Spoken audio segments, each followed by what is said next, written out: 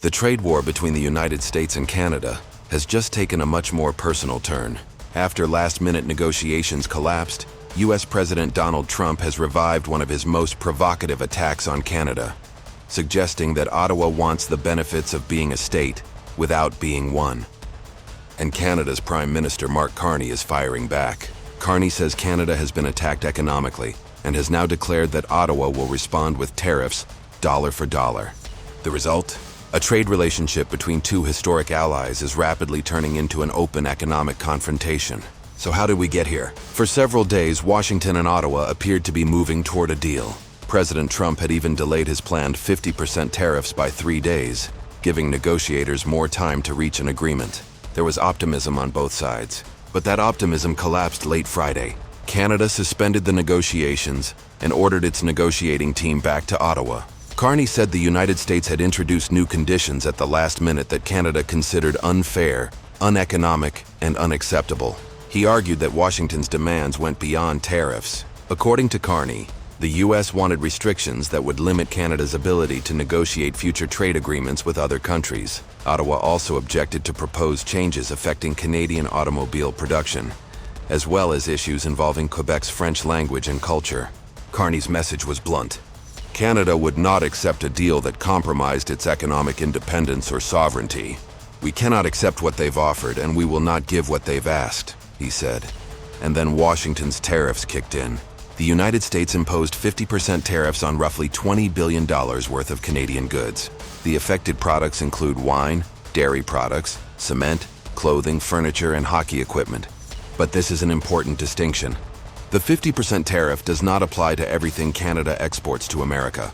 The targeted products represent roughly 5% to 5.5% of Canada's exports to the United States. Canada, however, has decided that it cannot simply absorb the blow. Carney announced that Ottawa will impose its own retaliatory measures beginning September 8th. The principle is simple. Dollar for dollar. Canada plans to target American products including steel, dairy, appliances, agricultural equipment, and electronics. The government says the objective is to protect Canadian workers, farmers, families, and businesses from the impact of the American tariffs. But then Trump made the confrontation even more political. In his first direct response after the talks collapsed, Trump returned to his long-running argument that Canada should essentially be treated as part of the United States. Canada wants the benefits of being a state, without being one, Trump wrote on Truth Social. He also accused Canada of imposing massive tariffs on American farmers for years. And his message was clear.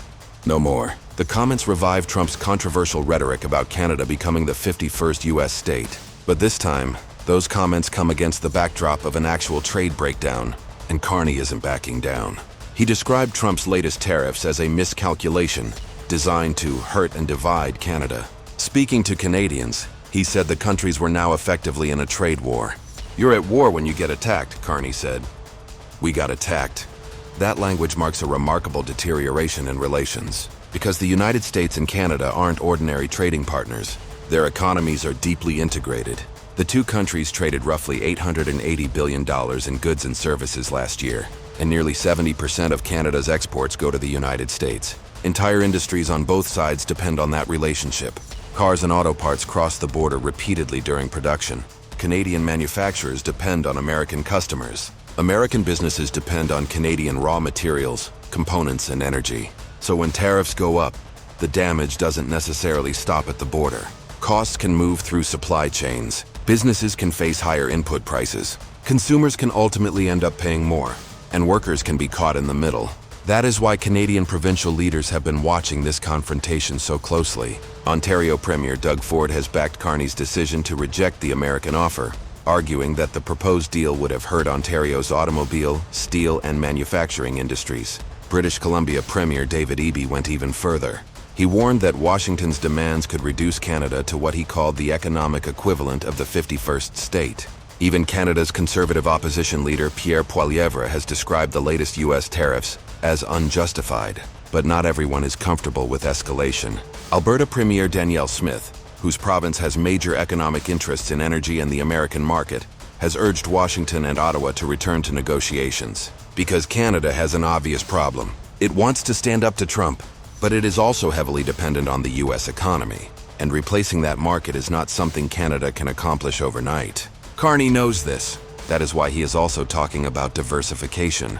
Canada wants stronger trade relationships with Europe, Asia, and other markets. The goal is to reduce the country's vulnerability to decisions made in Washington, but that is a long-term project. In the short term, the United States remains Canada's overwhelmingly dominant trading partner, and that makes this confrontation particularly dangerous. There is another major question hanging over all of this. What happens to USMCA? The United States-Mexico-Canada Agreement is the foundation of modern North American trade.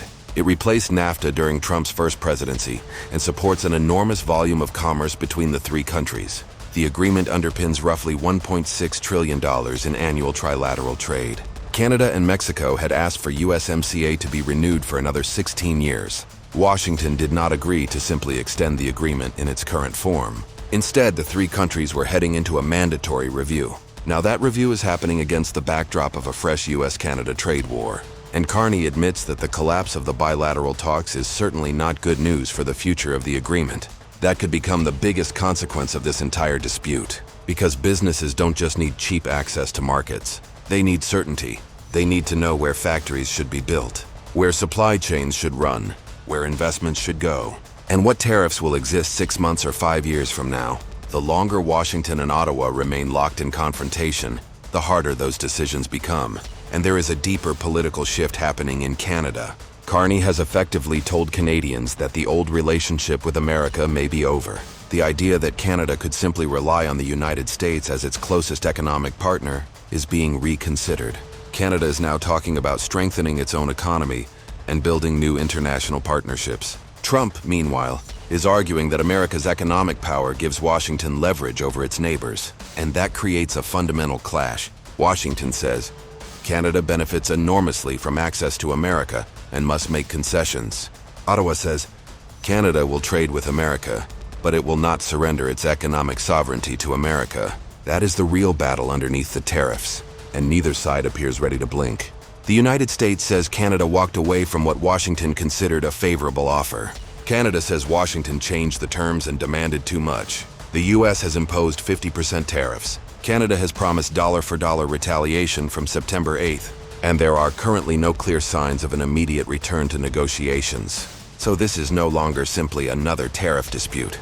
It is becoming a test of the entire U.S.-Canada relationship. For decades, the two countries built one of the world's most integrated economies. Now that integration itself is being used as leverage. Trump believes Canada's dependence on America gives Washington bargaining power. Carney is betting that Canada can withstand the pressure long enough to build alternatives, and that is the gamble. If Trump is right, Canada may eventually have to return to the negotiating table with fewer options. If Carney is right, the confrontation could accelerate Canada's economic diversification and permanently change how Ottawa deals with Washington. For now, one thing is certain. The old U.S.-Canada relationship is under enormous strain. Trump is talking about Canada wanting the benefits of being an American state. Carney is talking about defending Canadian sovereignty. And with tariffs flying in both directions, the world's longest peaceful border has suddenly become the front line of a very real economic war.